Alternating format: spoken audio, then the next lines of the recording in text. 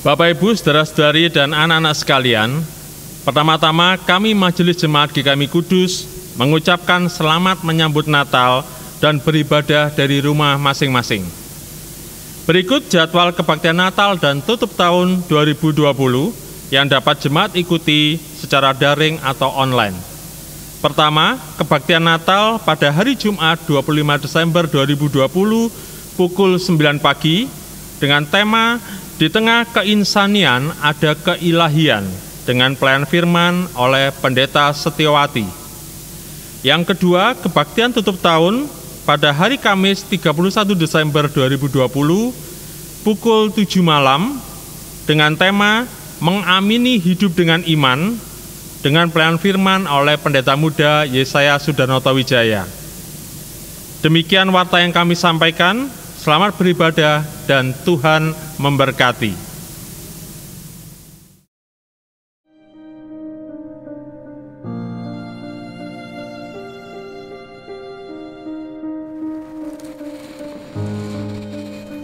Susah. Sekarang ini hidup makin susah. Lebih-lebih jadi orang upahan. Menggembalakan domba milik orang lain. Dombanya banyak, kami menggembalakan banyak domba. Tapi upahnya sedikit.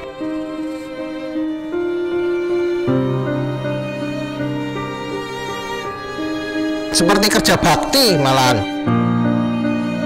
Buat makan keluarga. Mepet.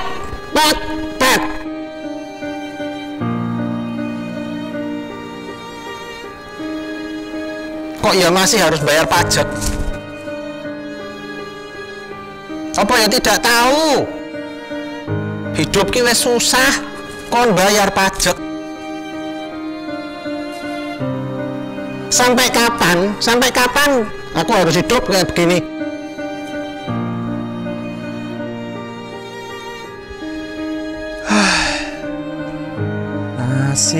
Nasib. Ya, beginilah nasib orang miskin. Karena kepepet, aku terpaksa mencuri satu domba milik tuanku.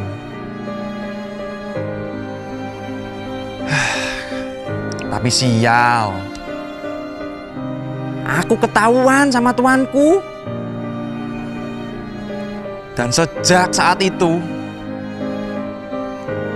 tuanku memanggil aku bajingan tengik.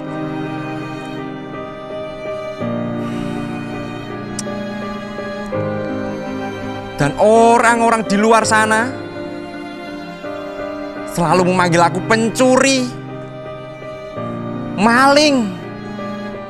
Bahkan aku dianggap sampah masyarakat.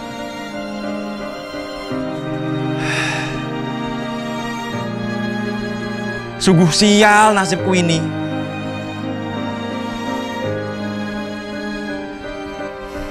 Kalau sudah begini, apakah masih ada harapan untukku?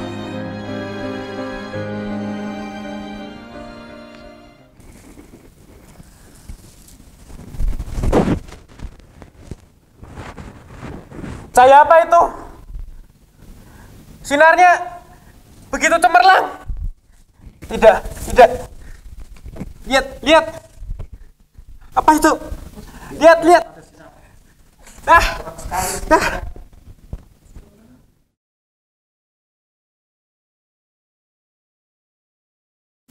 Jemaat Tuhan, mari kita bangkit berdiri.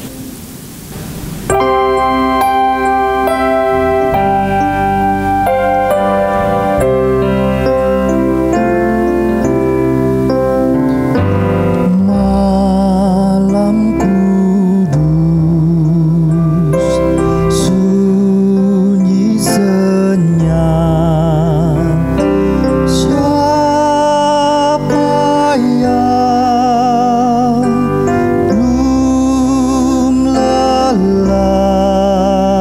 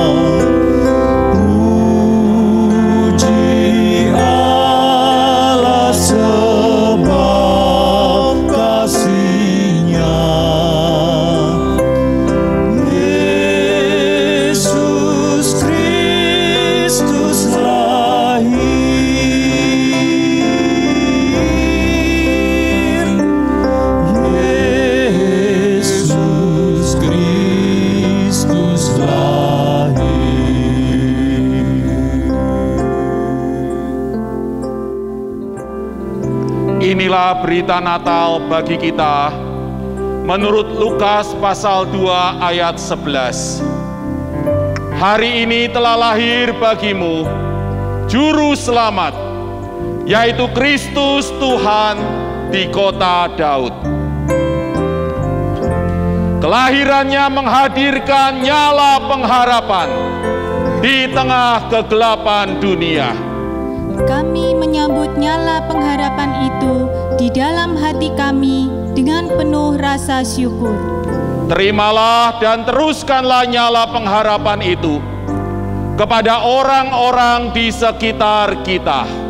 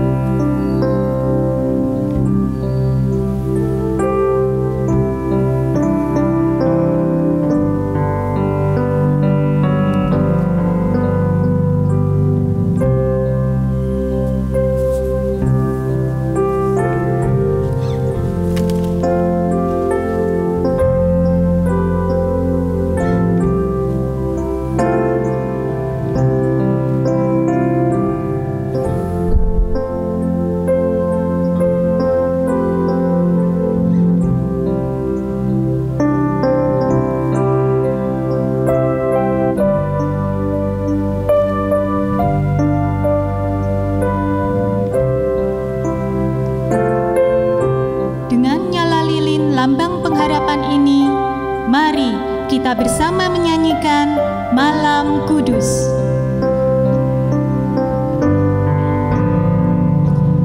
Malam kudus, sunyi senyap, siapa yang belum lelah? Ayah bunda yang tinggal terus jaga anak yang maha kudus, tidur dalam damai,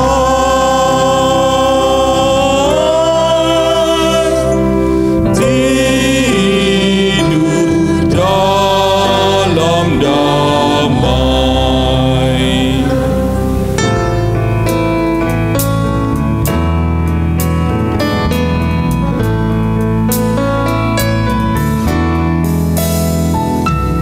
Malam kudus, sunyi senyap, Yesus terang abadi, memancarkan damai sejahtera, terbit fajar anugerah Allah, karena Yesus lahir,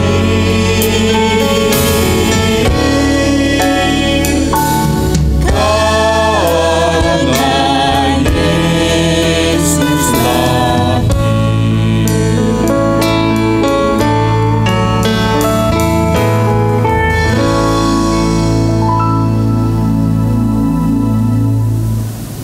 Kebaktian malam Natal ini kita persembahkan kepada Allah Bapa yang telah mengaruniakan anaknya yang tunggal, Yesus Kristus Sang Putra, dan yang bersama Sang Putra telah mengirimkan Roh Kudus-Nya untuk menyertai kita sampai selamanya.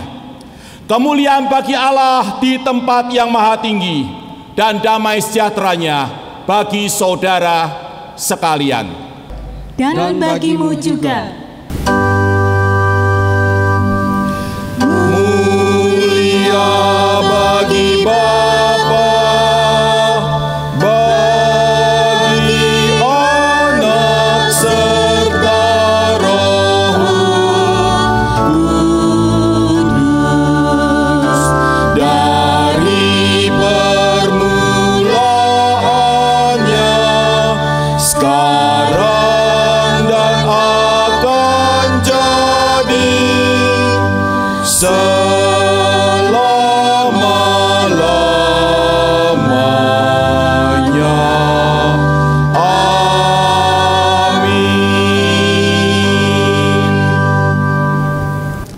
Firman itu telah menjadi manusia dan diam di antara kita, dan kita telah melihat kemuliaan yang diberikan kepadanya sebagai anak tunggal Bapa, penuh kasih karunia dan kebenaran.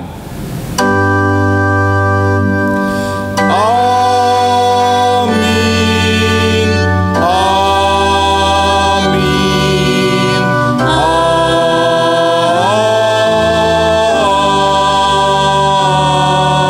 amin.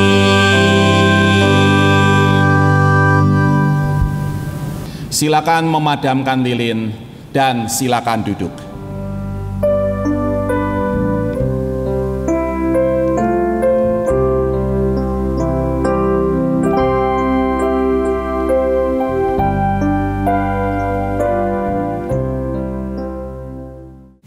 Selamat malam Bapak, Ibu, Saudara, dan anak-anak sekalian.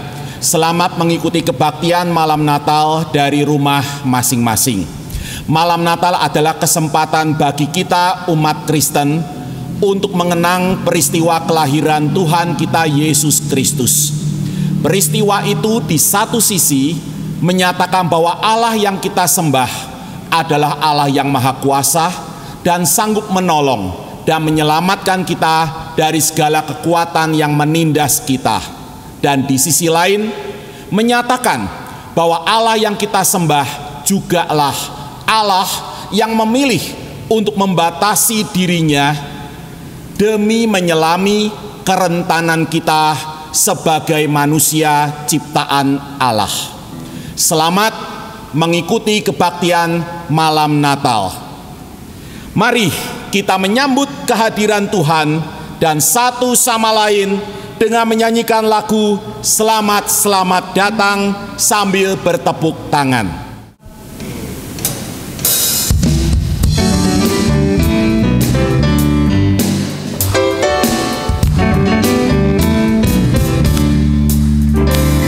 Selamat selamat datang Yesus Tuhanku, yang turun dari surga yang rumahmu. Selamat selamat datangmu di dalam dunia. Tuhan jadi sama dengan manusia. Salam salam. Selamat selamat datang Yesus Tuhanku, yang turun dari surga yang rumahmu. Selamat selamat datangmu di dalam dunia. Tuhan jadi sama dengan manusia. Salam salam. Mari kita bermazmur bagi Tuhan menurut Mazmur 96.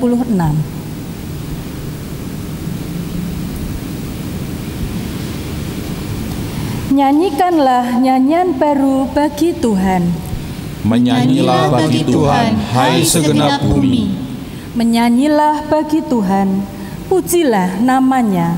Kabarkanlah keselamatan yang daripadanya dari hari ke hari. Ceritakanlah kemuliaannya di antara bangsa-bangsa. Dan perbuatan-perbuatannya yang ajaib di antara segala suku bangsa. Sebab Tuhan maha besar dan terpuji sangat. Ia lebih dahsyat daripada segala Allah. Sebab segala Allah bangsa-bangsa adalah hampa. tetapi Tuhanlah yang menjadikan langit. Keagungan dan semarak ada di hadapannya. Kekuatan dan kehormatan ada di tempat kudusnya. Kepada Tuhan, hai suku-suku bangsa, Kepada Tuhan sajalah kemuliaan dan kekuatan. berilah kepada Tuhan kemuliaan namanya. Bawalah persembahan dan masuklah ke pelatarannya. Sujudlah menyembah kepada Tuhan dengan berhiaskan kekudusan. Gemetarlah di hadapannya, hai segenap bumi. Katakanlah di antara bangsa-bangsa, Tuhan itu Raja. Sungguh tegak dunia, tidak goyang. Ia akan mengadili bangsa-bangsa dalam kebenaran. Biarlah langit bersukacita dan bumi bersorak-sorak. Biarlah gemuruh laut serta isinya. Biarlah beria-ria padang dan segala yang di atasnya. Maka segala pohon di hutan bersorak-sorai. Di hadapan Tuhan, sebab Ia datang. Sebab Ia datang untuk menghakimi bumi. Ia akan menghakimi dunia dengan keadilan. Dan bangsa-bangsa dengan kesetiaannya. Dengar, malaikat bernyanyi, lahir Raja Mulia. Kita pun mau bernyanyi dan bersorak bagi Sang Raja. Dengar malaikat nyanyi.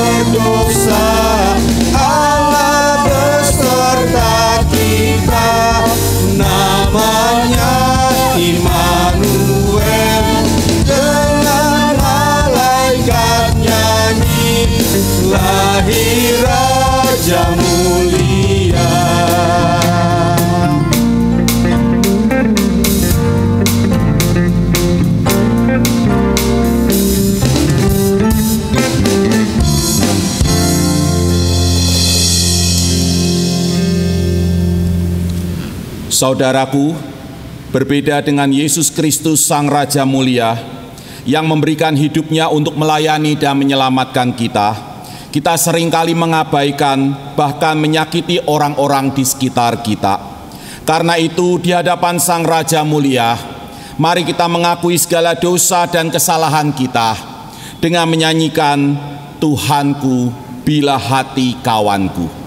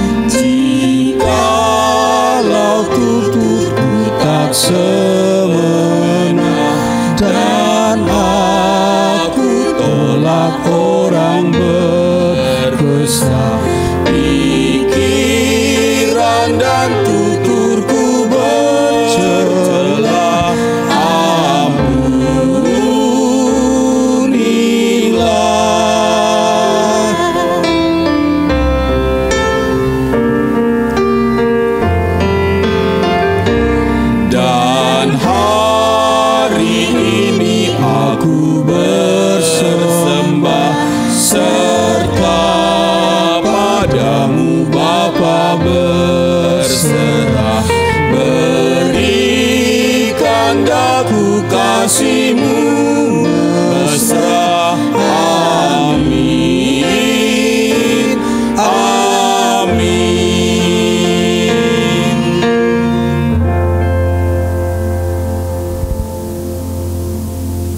Mari kita bangkit berdiri. Terimalah berita perdamaian yang diambil dari Kolose pasal 1 ayat 13 sampai 14. Allah telah melepaskan kita dari kuasa kegelapan dan memindahkan kita ke dalam kerajaan Anak-Nya yang kekasih. Di dalam Dia kita memiliki penebusan kita, yaitu pengampunan dosa. Kita akan mempersiapkan hati kita untuk menyambut firman Tuhan dengan menaikkan pujian, "O Malam Kudus".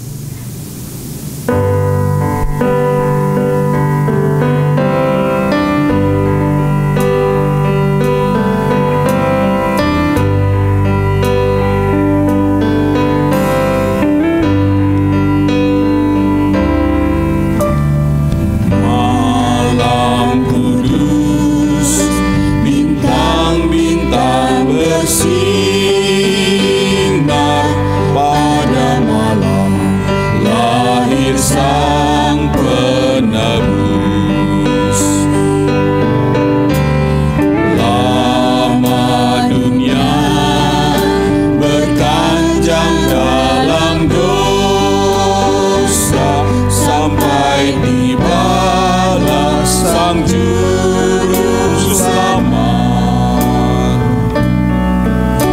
Pengharapan bagi dunia yang benar telah terbit. Fajar nan gemilang,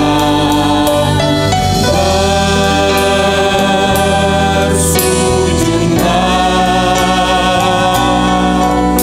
dengar suara malaikat. Malam kudus, malam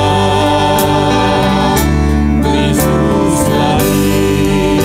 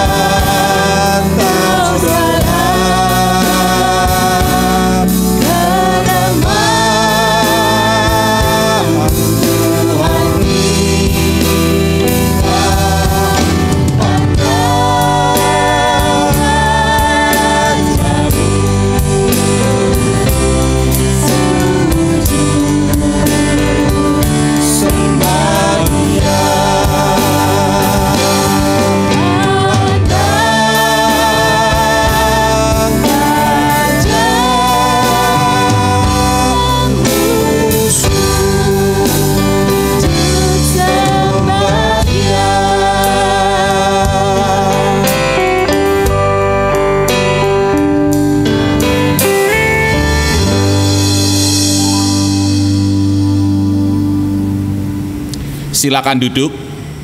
Mari kita bersatu di dalam doa, memohon hikmat dan pengertian akan firman-Nya. Bapa yang Maha Baik, di malam yang suci ini, saat kami mengenang peristiwa kelahiran Tuhan kami Yesus Kristus di dunia ini, kami rindu firman-Mu boleh kami dengarkan, sabda-Mu boleh kami tangkap, kehendak-Mu Kau nyatakan kepada kami, sehingga malam Natal ini tidak berlalu begitu saja, tapi boleh menolong kami untuk menyelami isi hati Tuhan lebih dalam lagi dan menangkap apa pesan-Mu bagi kami dalam perayaan Natal di tahun ini. Tolonglah hamba dalam segala keterbatasan untuk menyampaikan firman-Mu, menjelaskan sabda-Mu, dan menyampaikan kehendak-Mu. Demi nama Tuhan Yesus, kami berdoa. Amin. Inilah firman Tuhan menurut Lukas pasal 2 ayat 1 sampai 20.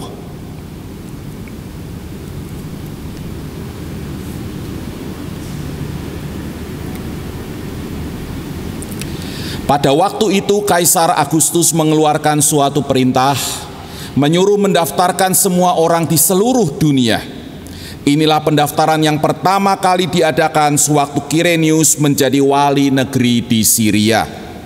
Maka pergilah semua orang mendaftarkan diri, masing-masing di kotanya sendiri. Demikian juga Yusuf pergi dari kota Nazaret di Galilea ke Yudea, ke kota Daud yang bernama Betlehem, karena ia berasal dari keluarga dan keturunan Daud, supaya didaftarkan bersama-sama dengan Maria tunangannya yang sedang mengandung.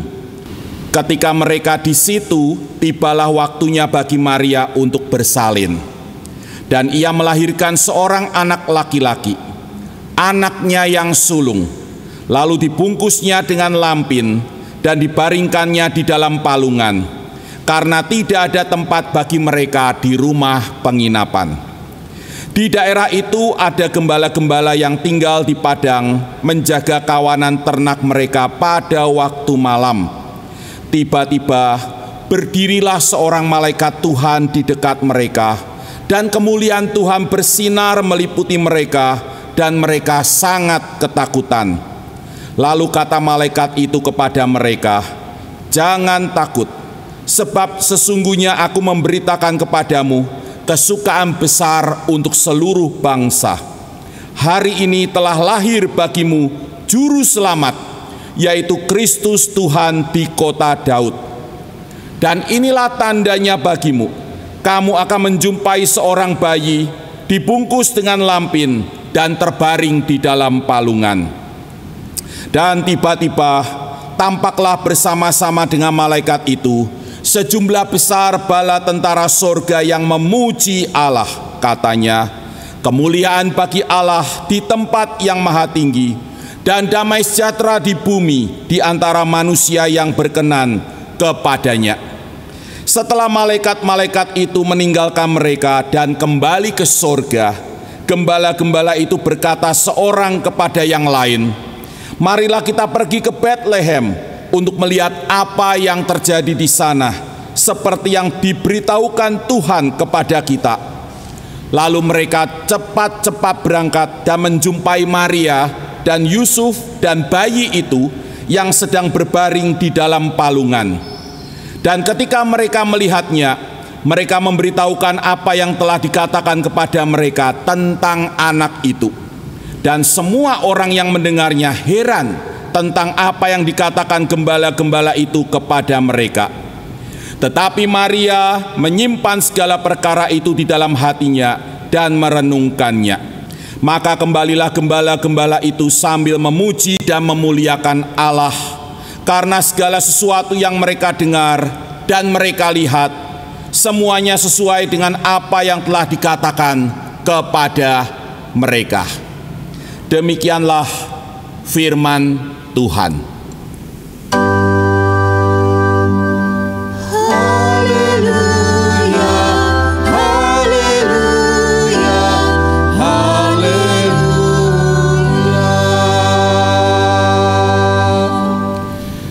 Tema perenungan akan firman Tuhan di malam Natal ini adalah di tengah kerentanan ada kemuliaan. Secara umum, rentan berarti bisa dan mudah tersakiti atau terdampak.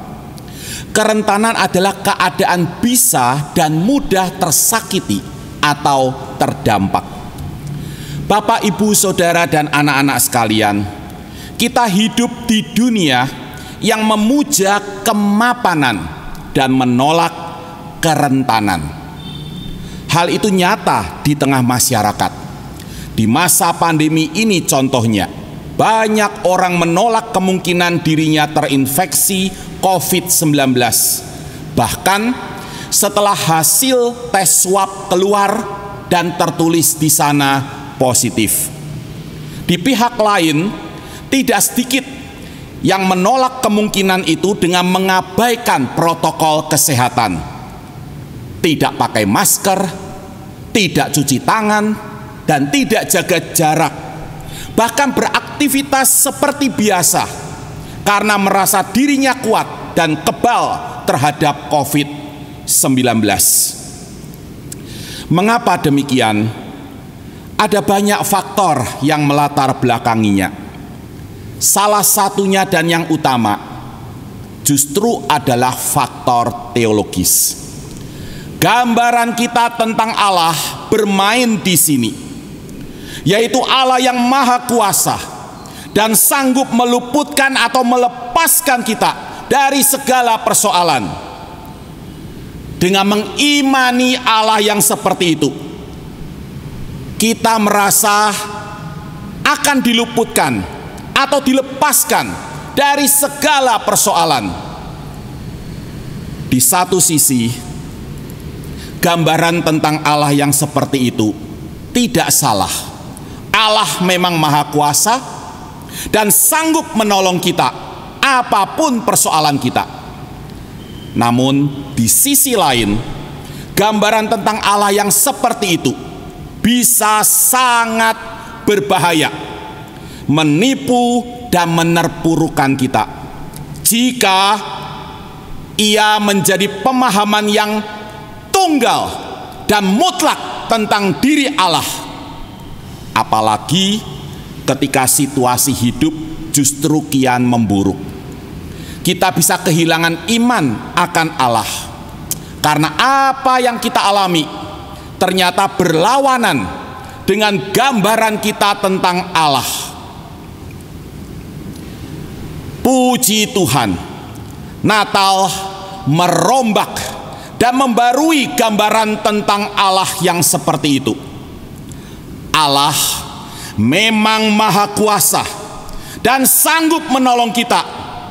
Namun, Ia juga Allah yang memilih untuk membatasi dirinya dan menjadi rentan seperti kita, bahkan rela menderita bersama kita demi menyatakan kedalaman cintanya kepada kita umat manusia. Disitulah letak kemuliaannya sebagai Allah. Itulah inkarnasi, mendagingnya Allah.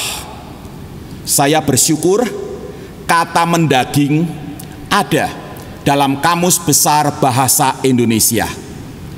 Saya rasa itulah kata yang paling tepat untuk menjelaskan inkarnasi. Kata inkarnasi berasal dari istilah Latin incarnatio, dari dua kata, yaitu in yang berarti di dalam dan carne yang berarti daging. Incarnatio berarti harfiah di dalam daging, in the flesh. Kata inkarnasi memang tidak terdapat di dalam Alkitab, tapi padanan Yunani dari istilah Latin incarne ada, yaitu en sargi, in the flesh. Misalnya dalam surat 1 Timotius pasal 3 ayat 16 Dia, yaitu Kristus, yang telah menyatakan dirinya dalam rupa manusia atau dalam daging, ensarki, in the flesh. Juga surat 1 Yohanes pasal 4 ayat 2. Yesus Kristus telah datang sebagai manusia atau dalam daging, ensarki, in the flesh. Dari situlah konsep inkarnasi dikembangkan. Daging itu rentan, bisa dan mudah tersakiti dan terdampak. Dalam teologi Kristen, kata inkarnasi digunakan untuk menyatakan keinsanian dan kerentanan Kristus. Saudaraku, kesaksian Alkitab tentang inkarnasi seringkali membuat kita memikirkan bagaimana Allah bisa menjadi manusia dan rentan. Padahal kesaksian itu terutama mengajak kita merenungkan mengapa Allah mau menjadi manusia dan rentan. Mengutip pesan Natal dari Paus Benediktus ke-16 pada tahun 2010, cuma ada satu jawaban, yaitu cinta. Mereka yang mencintai ingin berbagi dengan yang dicintai. Mereka ingin bersatu dengan yang dicintai. Dan kitab suci menuturkan kepada kita kisah cinta Allah yang besar atas umatnya, yang memuncak di dalam diri Yesus Kristus. Itulah kisah cinta terbesar dalam sejarah dunia. Kepada dunia yang memuja kekuatan dan menolak kerentanan, Allah menyatakan dirinya sebagai Allah yang memilih untuk melepaskan kemapanan dan merangkul kerentanan demi menyatakan kedalaman cintanya kepada kita. That is truly the greatest love story ever told. Kisah kelahiran Yesus versi Injil Lukas menunjukkan hal itu. Kita akan perhatikan Lukas pasal 2 ayat 1 sampai 20. Pertama, dari segi tempat. Tempat Yesus dilahirkan tidak seperti yang diharapkan oleh Yusuf dan tunangannya Maria, yang ketika itu sedang mengandung dan akan segera melahirkan anaknya yang sulung. Mereka tentunya berharap kelahiran itu terjadi di Nazaret, provinsi Galilea. Karena seburuk-buruknya Nazaret itu kampung halaman mereka. Di sanalah rumah tempat tinggal mereka. Di sana mereka merasa mapan karena tersedia segala yang Maria perlukan untuk bersalin dan melahirkan anak sulungnya. Namun ternyata kelahiran itu harus terjadi nun jauh di Bethlehem, provinsi Yudea, di kota dan rumah orang lain. Mengapa? Bukan atas petunjuk malaikat surgawi, melainkan karena perintah Kaisar Agustus, penguasa dunia saat itu. Ia menyuruh mendaftarkan semua orang di seluruh dunia. Lukas pasal 2 ayat 1. Inilah pendaftaran atau sensus penduduk yang pertama kali diadakan sewaktu Kirenius menjadi wali negeri di Syria. Ayat 2. Maka sebagai warga negara yang baik, pergilah Yusuf dari kota Nazaret di Galilea ke Yudea, ke kota Daud yang bernama Bethlehem, karena Yusuf berasal dari keluarga dan keturunan Daud. Ayat 4. Setibanya mereka di sana, tibalah waktunya bagi Maria untuk bersalin, dan ia melahirkan seorang anak laki-laki, anaknya yang sulung. Ayat 6 sampai 7. Dengan demikian, keadaan mereka pun menjadi rentan. Mengapa? Karena di sana, di Bethlehem, bukan di kampung halaman dan rumah mereka di Nazaret, segalanya serba terbatas. Demikianlah, dari segi tempat, kisah kelahiran Yesus menggambarkan diri Allah sebagai Allah yang memilih untuk melepaskan kemapanan dan merangkul kerentanan. Saudaraku, kesakitan seorang ibu saat bersalin, ketakutan seorang suami saat mendampingi istrinya bersalin, dan kerentanan seorang bayi saat dilahirkan, Allah mau merangkul dan menyelami semua pengalaman manusia itu dalam diri Yesus. Untuk apa? Untuk menyatakan kedalaman cintanya kepada kita. Kedua, dari segi fasilitas.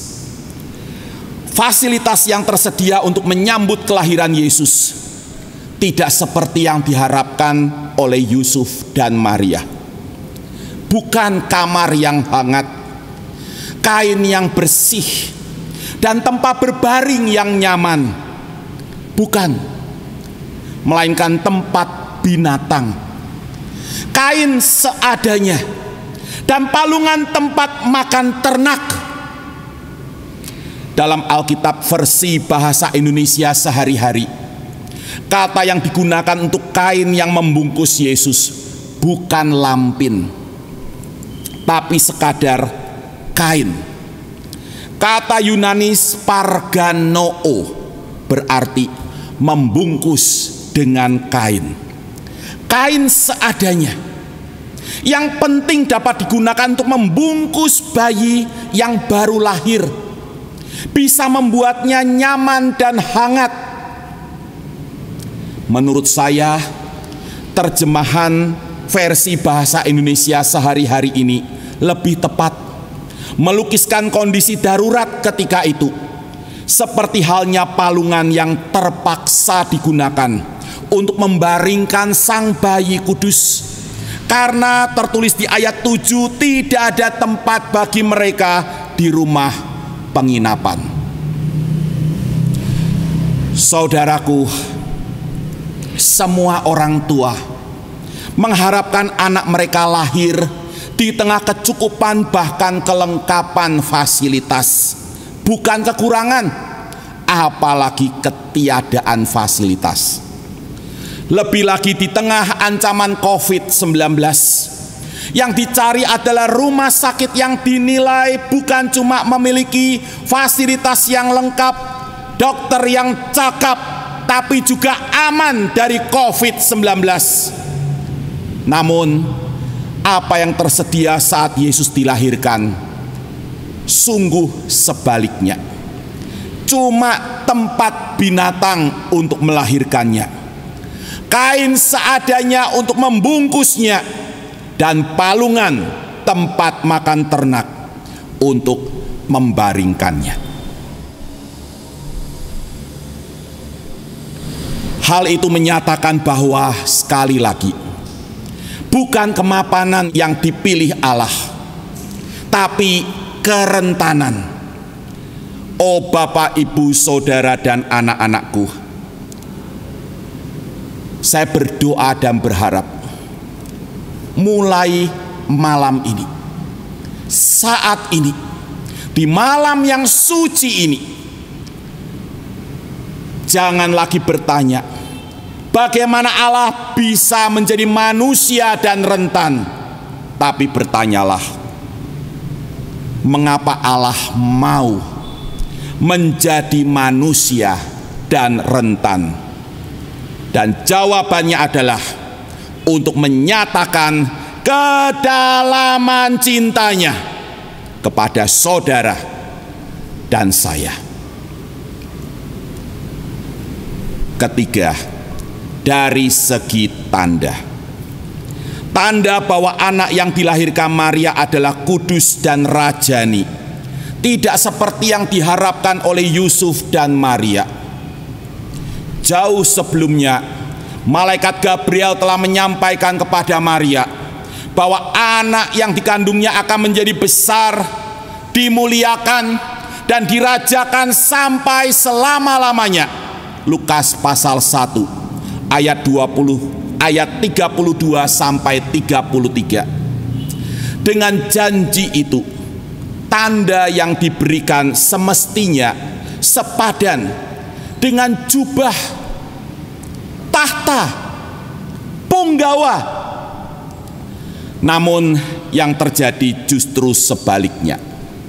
Bukan jubah, tahta, dan punggawa, lambang kemapanan itu, melainkan kain seadanya, palungan, dan gembala, lambang kerentanan.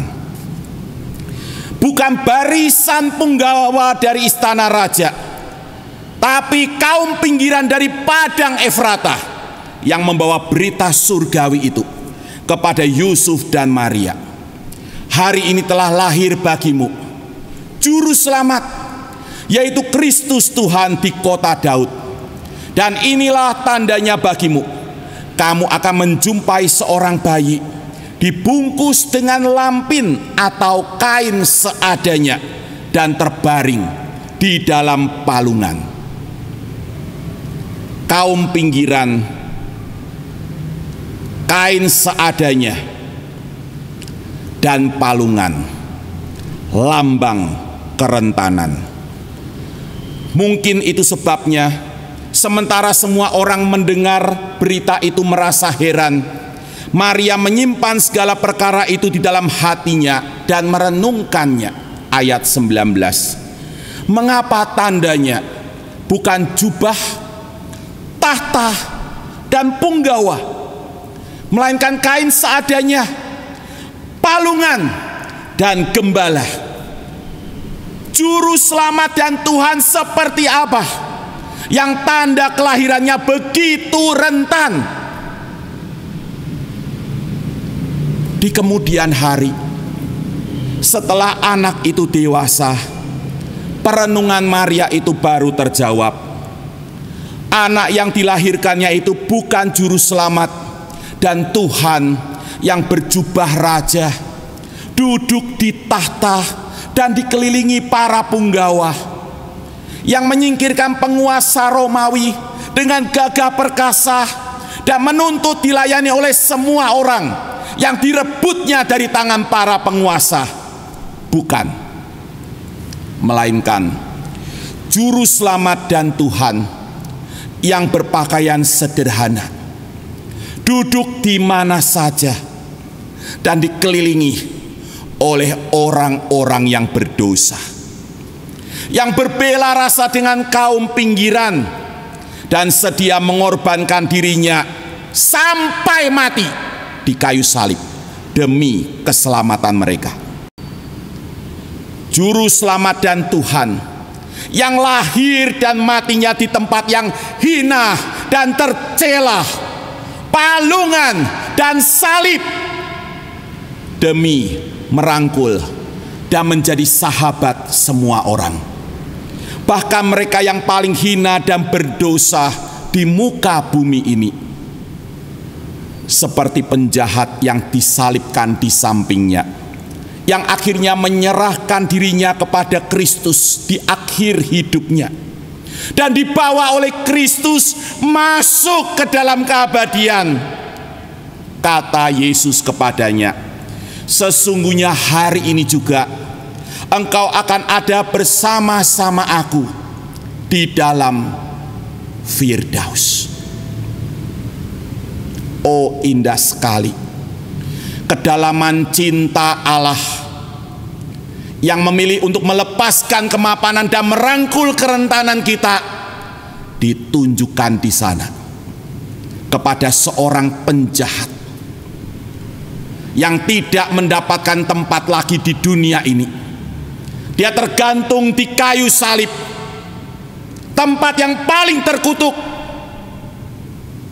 Tapi di tempat yang paling terkutuk itu, kepada orang yang paling hina dan tercela, Yesus berkata, engkau akan ada bersama-sama dengan aku di dalam Firdaus. Jadi saudaraku, dari segi tempat, fasilitas dan tanda, kisah kelahiran Yesus menggambarkan diri Allah sebagai Allah yang memilih untuk melepaskan kemapanan dan merangkul kerentanan demi menyatakan kemuliaan dan kedalaman cintanya kepada kita. Disitulah letak keagungannya, keluhurannya, kemuliaannya sebagai Allah. Bapak, Ibu, Saudara, dan anak-anak yang saya cintai, kendati yang terjadi dalam hidup kita seringkali tidak seperti yang kita harapkan, krisis demi krisis melanda kehidupan kita, persoalan demi persoalan, penyakit dan segala macam kesusahan membuat kita merasa begitu rentan, jauh dari mapan.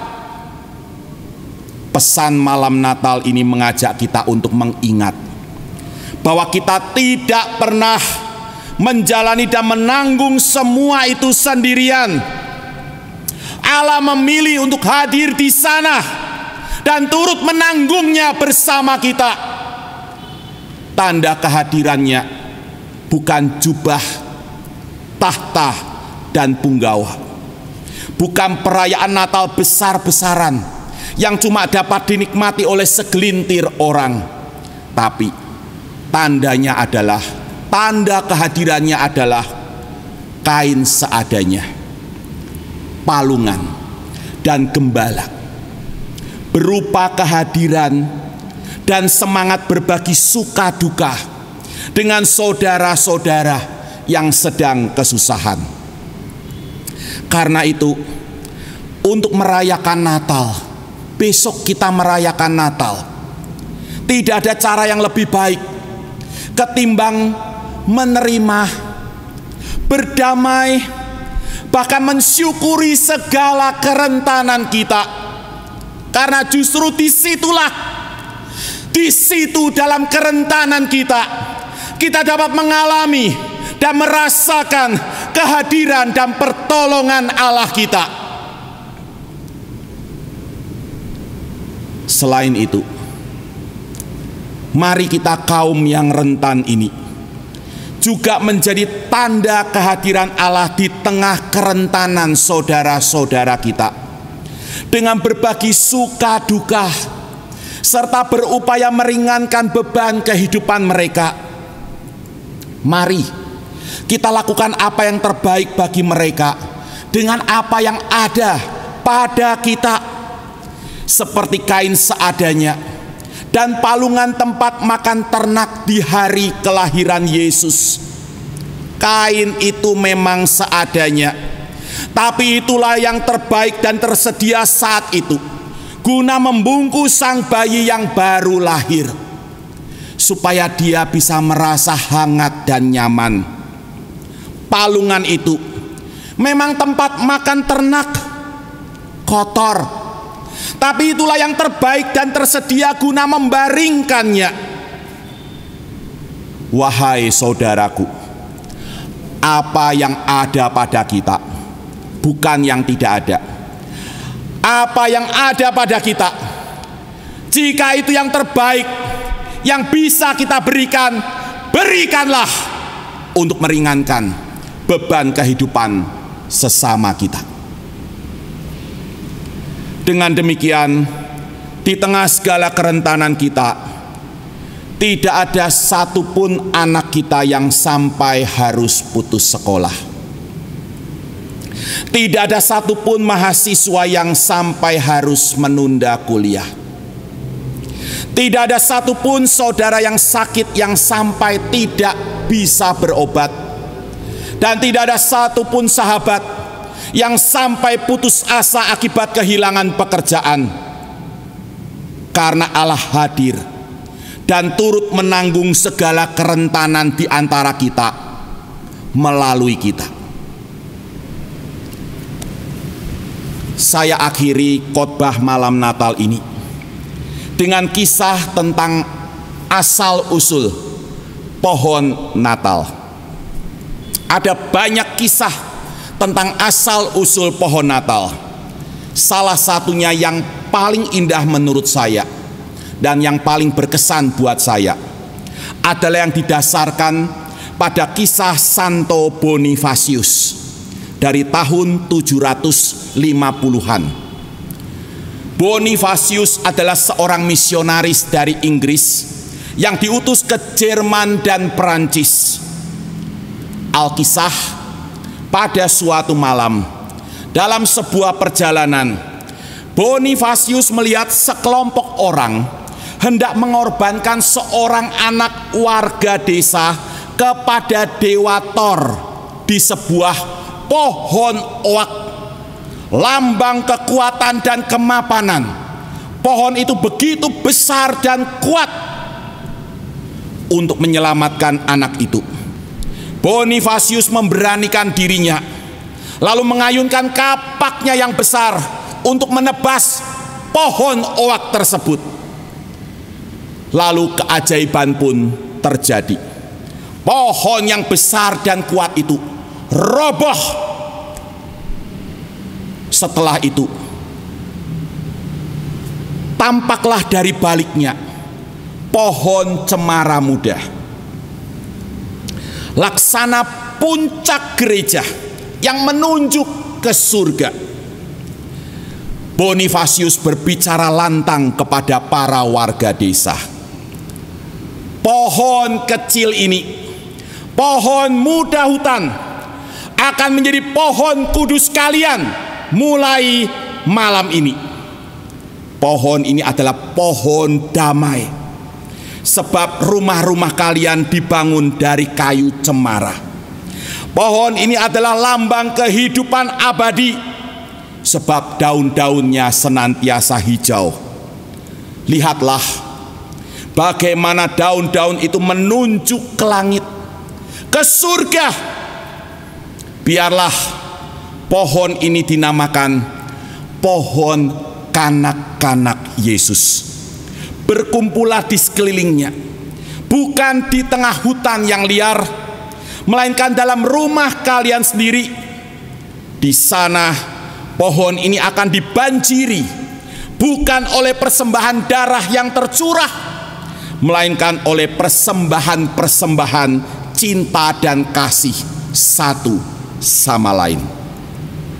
Saudaraku, ketimbang pohon oak yang sangat kuat, pohon cemara sangat rentan. Bibitnya tidak tahan cuaca, kayunya tidak tahan serangga dan pembusukan. Tapi bukan oak, melainkan cemara yang dipilih oleh gereja untuk melambangkan kehidupan. Mengapa? Karena Natal mengajarkan kepada kita bahwa Allah sumber kehidupan memilih untuk melepaskan kemapanannya dan merangkul kerentanan kita demi menyatakan kedalaman cintanya kepada kita. Di situ letak kemuliaannya sebagai Allah, Tuhan dan Juru Selamat kita. Wahai kita umat yang rentan, Tuhan beserta kita dalam segala kerentanan kita. Selamat Natal. Amin.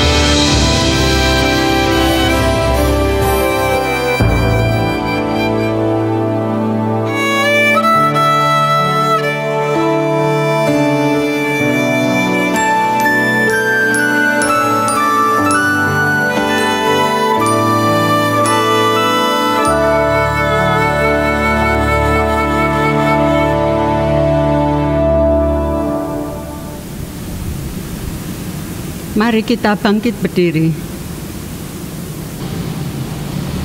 Sebagai jemaat Kristen yang ingin meneladani Kristus, marilah kita mengikrarkan komitmen kemuridan. Kami bersaksi bahwa tidak seorang pun dapat sungguh-sungguh mengenal Kristus, kecuali Dia yang mengikutinya setiap hari dalam kehidupan. Dan sebagai bagian dari gereja yang am, marilah bersama-sama dengan gereja-gereja di sepanjang abad dan tempat, kita mengikrarkan pengakuan iman rasuli.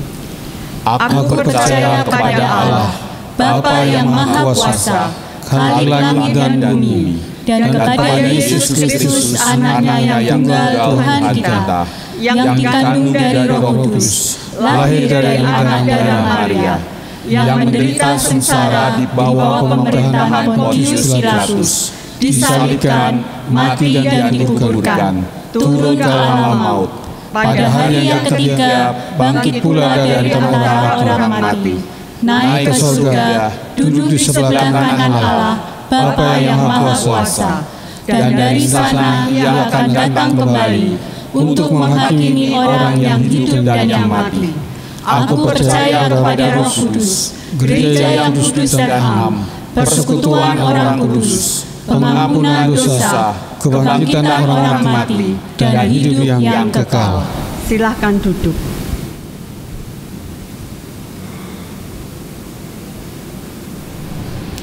Bapak, Ibu, Saudara, dan anak-anak sekalian, mari kita satukan hati di dalam doa. Ya Tuhan Allah yang Maha Kuasa dan Maha Kasih, di malam Natal ini, di tengah berbagai krisis akibat pandemi, tolonglah kami umat-Mu merayakan Natal dengan menerima, berdamai, bahkan mensyukuri segala kerentanan kami. Karena kami percaya bahwa justru di dalam segala kerentanan itulah kami umat-Mu akan mengalami dan merasakan kehadiran dan pertolongan-Mu, ya Tuhan. Ya Bapa yang penuh dengan cinta kasih, tolonglah juga kami kaum yang rentan ini untuk menjadi tanda kehadiran-Mu di tengah kerentanan saudara-saudara kami, dengan berbagi suka duka, serta berupaya meringankan beban kehidupan mereka. Mampukanlah kami oleh kuasa Roh Kudus-Mu melakukan apa yang terbaik bagi mereka dengan apa yang ada pada kami, seperti kain seadanya dan palungan tempat makan ternak di hari kelahiran Yesus.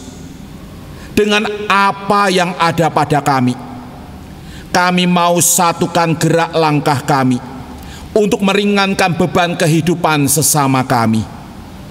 Dengan demikian, ya Allah, di tengah segala kerentanan kami, tidak ada satupun anak kami yang sampai harus putus sekolah. Tidak ada satupun mahasiswa yang sampai harus menunda kuliah. Tidak ada satupun saudara kami yang sakit, yang sampai tidak bisa berobat. Dan tidak ada satupun sahabat kami yang sampai putus asa akibat kehilangan pekerjaan. Dengan bahu-membahu, saling melayani, berbagi beban, suka dan duka, oleh iman kami kepada Kristus Tuhan yang memilih untuk merangkul kerentanan kami dapat mengalahkan pandemi ini.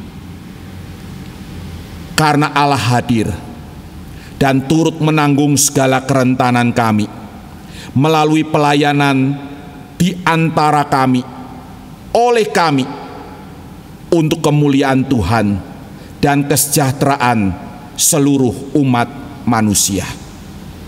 Demikianlah doa dan permohonan kami di malam Natal ini, ya Bapa. Kami percaya Tuhan akan berkarya terus di tengah segala kerentanan kami. Pandemi ini dan ancaman apapun tidak dapat mengurangi karya pemeliharaan dan pengasuhan Tuhan atas kami umat-Mu dan atas segala ciptaan-Mu. Semua doa dan permohonan ini kami panjatkan di dalam nama Tuhan Yesus Kristus yang telah mengajar kami berdoa. Bapa kami yang ada di surga, dikuduskanlah nama-Mu, datanglah kerajaan-Mu, jadilah kehendak-Mu di bumi seperti di surga. Beri kami hari ini makanan yang secukupnya, ampuni salah kami seperti kami ampuni yang bersalah pada kami. Jangan bawa kami dalam pencobaan, melainkan lepaskan kami dari yang jahat.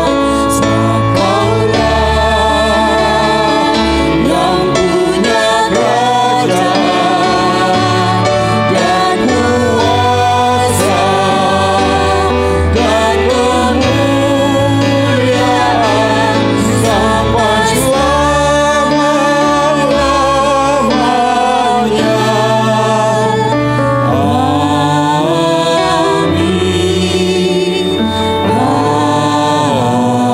Amin.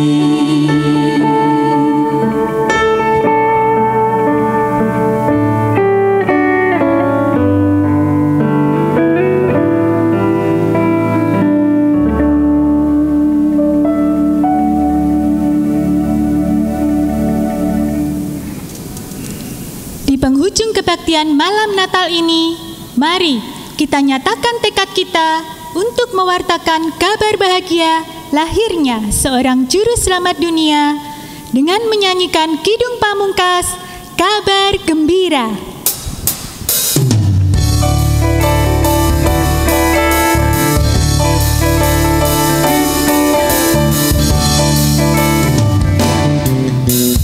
Padang rumput yang sunyi, gembala jaga domba, tiba-tiba berbunyi suara malaikat di surga.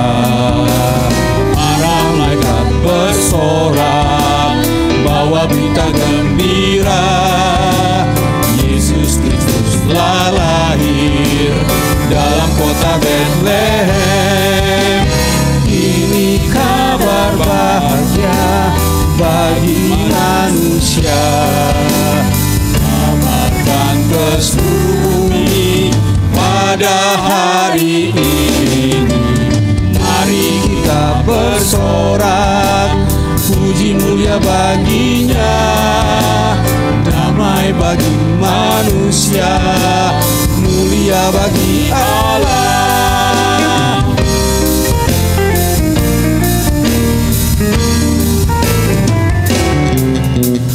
Gembala bawa domba, puji serta menyembah.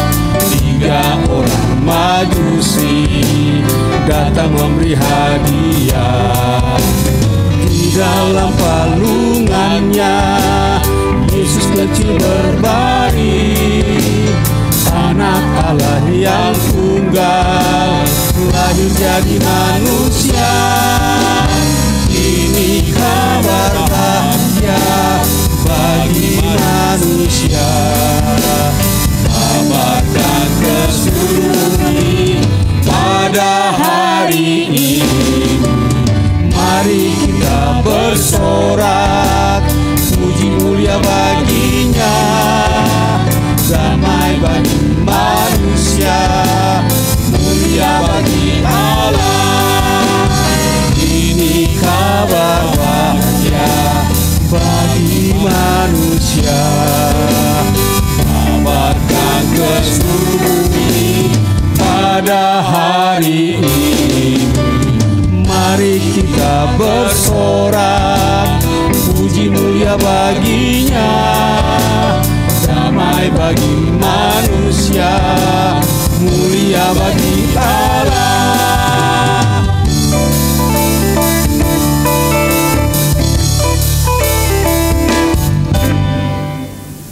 Mari kita bangkit berdiri.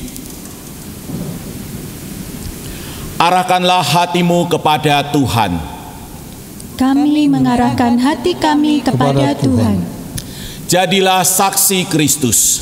Syukur kepada Allah. Terpujilah Tuhan, kini dan selamanya. Kasih karunia Allah Bapa, penyertaan Tuhan Yesus, dan pertolongan Roh Kudus menyertai saudara sekalian kini dan selamanya. Amin. Kepada Allah dipuji semua makhluk di bumi, padanya ku beri pujian, Bapa, Anak, dan Roh Suci.